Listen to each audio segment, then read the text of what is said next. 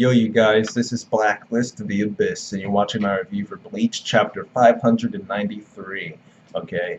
And this chapter is pretty simple. At the end of the day, what happens is that Kurotsuchi, Mayuri, he essentially uses Izanami on Hitsugaya by administering drugs to him that force him to...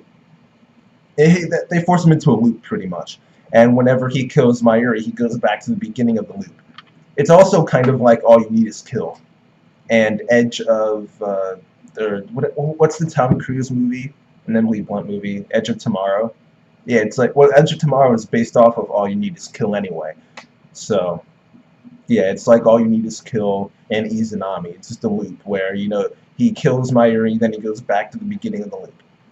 So he's in this position where in order to move forward he has to kill Mayuri, but if he kills Mayuri he moves backwards instead, so he's stuck, pretty much.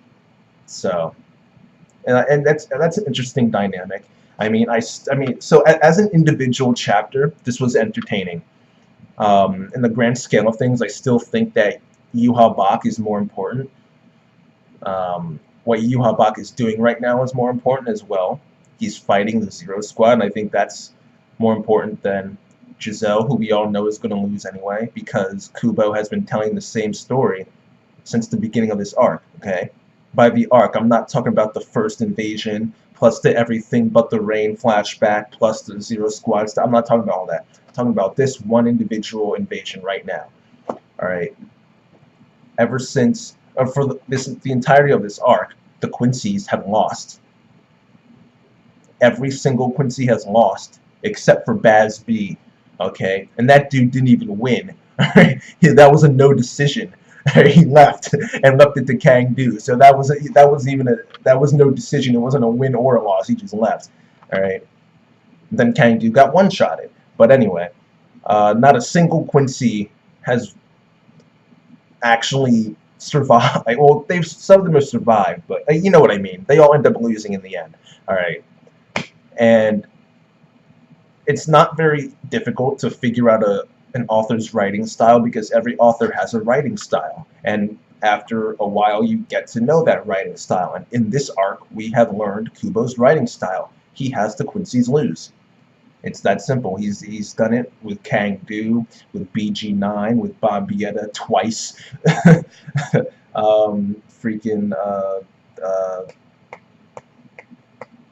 Grammy and the other dude that Grammy created, Mask the Masculine, Asnote. I mean, this is like non-stop. All right, this is non-stop. All right, and these guys might get like 1 or 2 casualties in before they go down, but at the end of the day, we know they're gonna go down. They lose every single freaking one. Okay. So, I mean, this isn't the first time Kubo's done that either. I mean, look at the Espada.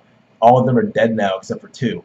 You know, like, look at the Fullbringers. All of them got taken down except for 1. All right, that was the fan favorite too. So like, same thing with, actually it's the same thing with the Espada too. Grimjaw was the fan. Well, Ukiura was let me not even get into that. Okay, the point is that we all know that all these Quincy are going to lose, especially Giselle, because there's nothing about Giselle to make her one of those few exceptions. You know, at the end of the day, she's going to lose, and I still believe that Yuha Bak taking on the Zero Squad and in order to get to the Spirit King and take over the Spirit Palace, I think that's a tiny bit more important than whether or not Giselle is a boy or a girl, and whether or not Hitsugaya is going to beat Mayuri Kurotsuchi when we already know he's not. Okay, especially after what happened in this chapter. So while this chapter was, as an individual chapter, this was obviously an enjoyable chapter. You know. I like the way Mayuri Kurotsuchi fights, where he's always like, he did the same thing with Xylopero back in Waco Mundo. He beat Xylopero with these drugs and stuff like that, and I love that when he stabbed Xylopero, but he slowed down the dude's time so much where like he only felt it like at a fraction of the speed, so it's like he feels all this pain and it just won't end.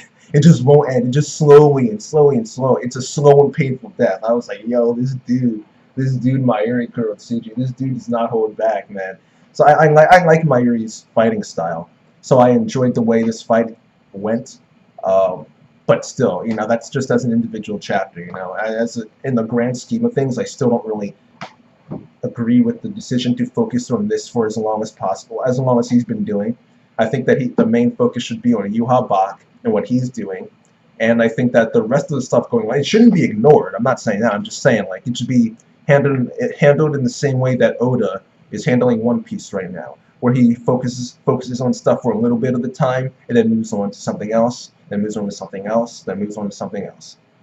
Except I don't want it to be exactly like Oda, because Oda has no focus on anything right now, because he's switching so often.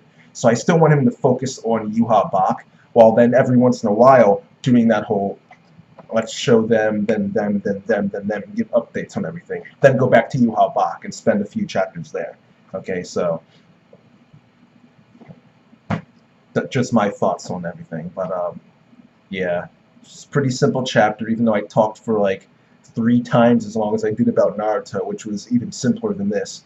But yeah, the chapter was enjoyable, so I'll give it an 8 out of 10. I thought it was a good, solid chapter. But that's probably just because I'm not a Mayuri fanboy, but I'm a Mayuri fight fanboy, or Mayuri fight tactics fanboy. If that makes any sense. But yeah, that's it, you guys. Chapter gets an 8 out of 10, and that's that. Rate, comment, subscribe, and I'll see you guys next time.